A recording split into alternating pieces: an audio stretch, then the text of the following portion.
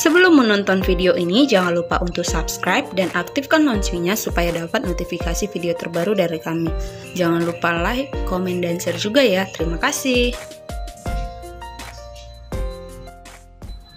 Pada video kali ini, kita akan belajar tentang sistem saraf pusat ataupun SSP. Tapi sebelumnya, saya akan mengulangi kembali apa sih itu sistem saraf. Sistem saraf adalah sistem koordinasi yang bertugas mengendalikan seluruh aktivitas tubuh. Cara kerja dari sistem saraf ini yaitu dengan menerima dan meneruskan rangsangan ke pusat saraf seperti otak atau sumsum tulang belakang.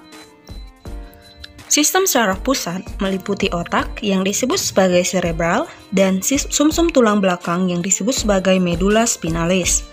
Otak dilindungi oleh tulang tengkorak, sedangkan medulla spinalis dilindungi oleh ruas-ruas tulang belakang. Pada otak maupun medulla spinalis terdapat lapisan pelindung dari jaringan ikat. Lapisan tersebut disebut sebagai meninges.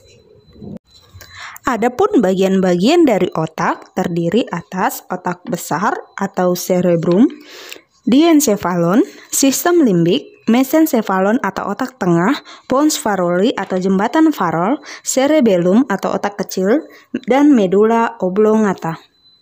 Otak besar atau pons cerebrum merupakan ini sumber kecerdasan ya, sebagai pusat ingatan, pusat kesadaran, pusat alat indera, dan juga pusat asosiasi.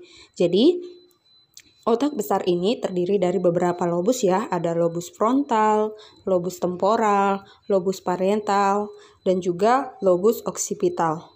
Yang kedua ada diencephalon.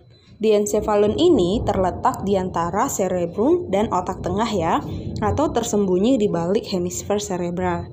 Diencephalon ini terdiri dari talamus, hipotalamus, dan epitalamus. Yang ketiga ada sistem limbik. Sistem limbik ini merupakan struktur yang berhubungan dengan emosi dan perasaan. Ya, jadi semakin besar area dari sistem limbik ini, maka tingkat hubungan emosionalnya juga akan semakin besar pula. Seperti itu sistem limbik ya.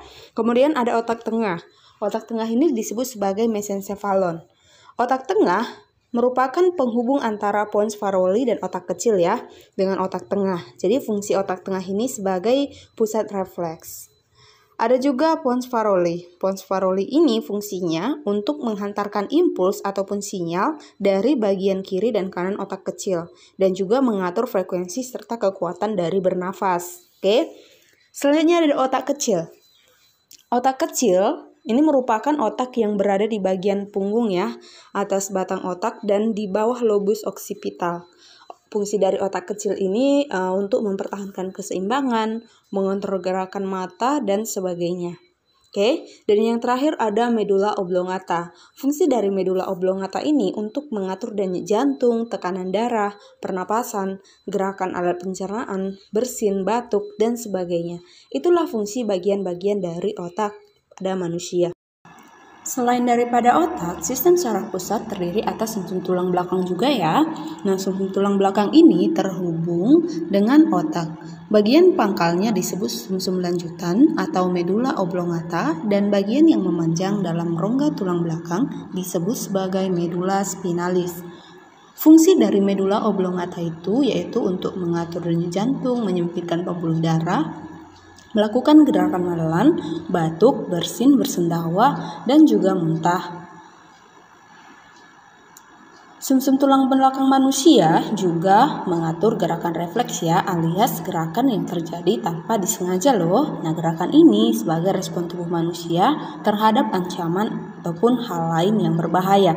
Misalnya seperti tadi yang sudah saya jelaskan ya, bahwa saat tangan kita misalnya menyentuh mangkuk bakso yang panas, maka tangan kita akan melakukan gerak refleks untuk melepaskan mangkuk bakso tersebut.